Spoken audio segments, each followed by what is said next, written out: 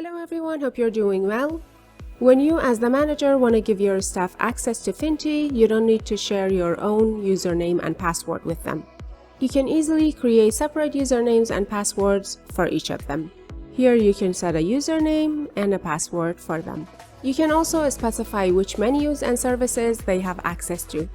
For example, if you don't want your technicians to access or view the financial services, you can simply uncheck these services here in Config Services. You can simply uncheck any of these services and they won't be shown to your technicians or any other staff member that you grant access to. Let's deactivate some services here.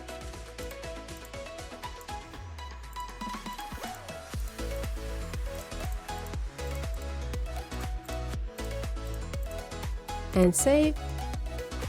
And then simply by clicking on this eye icon next to any staff member's name, you as the manager can view their accounts to see which services they have access to.